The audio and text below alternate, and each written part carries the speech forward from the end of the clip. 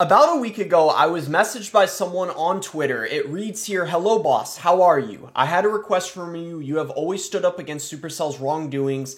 I and the rest of us admire you. You probably saw the Iranians people protest. Can you help us lift the sanctions? Supercell will hear your voice if you help us. We will be grateful to you." So I'm honored now that I'm essentially the community manager talking about everything that's going on in the game. But essentially, guys, Iran, the whole country of Iran has been banned and they cannot go on Clash Royale. So a lot of people might be thinking, okay, well, this isn't very significant, but you guys will see later in the video, they're actually a big part of this game, and there's more people that play the game from there than you'd expect. And also, it's going to answer some stereotypes about why people from that country often play things like Recruits, Lava Hound, and Giant, and it might not be for the reason that you expect. But in general, I just want to discuss this because Supercell's certainly not going to talk about it. We don't have a community manager right now for whatever reason, and this is clearly a big issue. This has been seen everywhere on Twitter. I've even seen on some of Clash Royale's posts, a lot of people from Iran have been commenting on it. So let's get right into it. We want our natural right. We are not political people, and we became victims of politics. You don't know how hard it is to play with a VPN with weak internet, and that's something significant, and you guys will see in a second why that is. Dear Supercell, for years, Iranian players have been passionate members of the Clash Royale community. We have spent time, effort, and love in this game just like everyone else. But despite our dedication, we have been unfairly banned from accessing the game due to sanctions that have nothing to do with us as individuals. If you guys didn't know, sanctions are often used as a political tactic or strategy, especially when there's wars ongoing. And without getting super political, as you guys know, there's a lot of wars going on in the world currently. But who would have thought a war would impact a mobile game? I mean, come on. Just absolutely ridiculous. I can see why people from this country are really frustrated. It would be like, imagine the whole United States not being able to play Clash Royale. Imagine how they feel. We are so lucky to be fortunate enough to live in a country like the United States. Or if you guys are watching from another country, you don't have to deal with this crap. I mean, this is just absurd. We are gamers, not politicians. We believe in fair play, competition, and the joy of gaming. It is heartbreaking to see that thousands of Iranian players are unable to enjoy the game that they love simply because of where they were born. This is neither fair nor just. We kindly ask Supercell to reconsider this decision and find a way to allow Iranian players to return. The gaming world should unite people, not divide them. And you guys can see in the comments, Giant Mini Pack at the bridge. So basically, he's talking about how a lot of players from there play Giant. Invader here is praying. I support you. Absolutely understandable and correct. Addressing that to Supercell doesn't really make sense, though. If they could change anything about it, they obviously would because they want to get money from everywhere possible, but it's solely your government that can control this. Support you 100%. I hope Supercell listens. I support this, and I support all Iranian players, just without the fucking ugly dog shit or stupid Muhammad. Whoa, okay, wow, maybe I shouldn't have. Oh my goodness, okay, people need to relax a little bit. Can't you get banned because of using VPN? Just asking. We can't enter the game with our country's IP he's showing. And there's more to it I'll show, but essentially what comes up is login failed, login is not supported from your current country. Try again.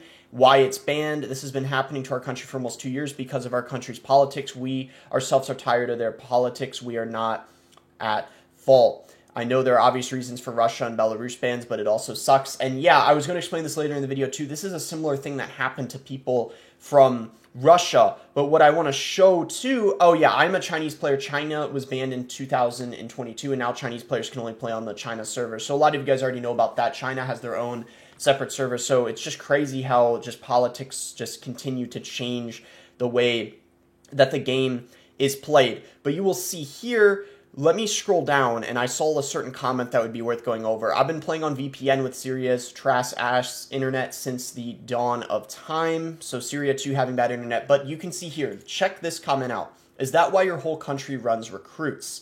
You can see here, well, first of all, Iranian players don't play with Recruits. You mean Arabic players. But you can see from this comment here, this makes a lot of sense. We have like 200 MS delay. I main ISPO and I get cooked by anything aggressive like log bait since my cards take 5 business days to drop. So yeah, you either have to accept losses or play heavy decks that you don't have to react as quickly. So he's saying Lava Hound, Recruits, Giant, and Gob Giant. And this makes a lot of sense. This is why a lot of the top players on the top of the ladder from Iran you see them running these heavier decks. So a lot of people kind of have that stereotype that when they match someone from Iran, they know it's going to be one of those decks, and you can see it's because of the internet. So honestly, credit where it's due. The fact that they are still having success with the trash internet they have and have found a way to, adapt is honestly pretty amazing, that they are still competing with everyone else with their bad internet, having to use a VPN. That's actually quite remarkable. But what you guys are going to see here is a whole protest started literally in game. It's still ongoing. I'll show you guys what I'm talking about. On behalf of all Iranian players, Supercell, by boycotting Iranian players, not only have you ignored the large and passionate gaming community, you have also questioned the values of fair play, competition, in your own motto. What he's trying to prove is, look at the impact people from Iran have in the game. It's more than you guys would expect. So you can see login is not supported. That's the message that comes up. Check this out. This is the 20-win challenge. As you guys can see from this here, look at the list. So this is the countries that have won the 20-win challenge, the amount of players from that country. Japan is first, second is the United States, third is Mexico, fourth is South Korea, fifth is China, sixth is Germany, and then seventh is Iran.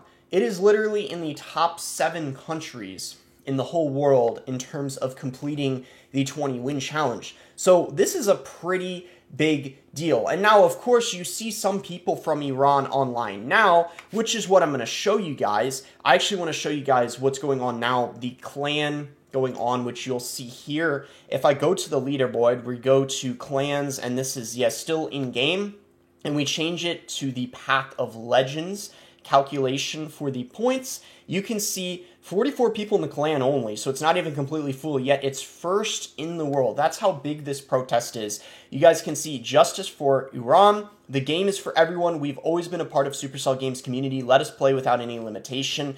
And a lot of people in this clan from Iran, obviously, as you would expect, or a lot of people maybe they might not be, but they're just supporting, of course, this very big cause. Probably a lot of players in this clan using, why can I not speak today? I don't know why. A lot of people in this clan probably using VPNs, if I had to guess, but it explains the case of why they have to use heavier decks. So that might just in and of itself be something interesting you guys learned from this video. And now the question as well is, does this mean that people from Iran that want to compete for CRL have to do something similar to what Igor did? Someone from Russia, where he was unable to log in and he literally had to move to Kazakhstan just to compete. He literally had to travel to another country. Is this potentially what it means for other good players from Iran?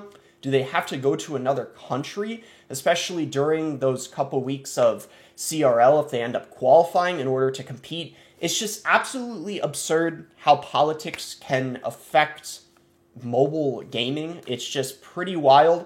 I don't know if anything can be done, but I decided to go over this because there's no community manager to communicate things currently. I don't know how we don't have a community manager, because that would be, of course, their job to discuss things like this and explain why things are happening, if they can expect any changes. But it seems to go beyond just Supercell and their decisions. It seems to be more political. So it seems to be something like the people of Iran, the only thing they can do probably is try to protest to their government, if I had to guess, because that's probably a big part of it. But either way, hope you guys enjoyed the video. If you guys did enjoy the video, be sure to give it a like and subscribe if you guys are not subscribed already. You can use creator code BOSS to support me in any Supercell game. Let me know in the comments what you guys think of this very unfortunate situation. And thanks again. Until next time, guys.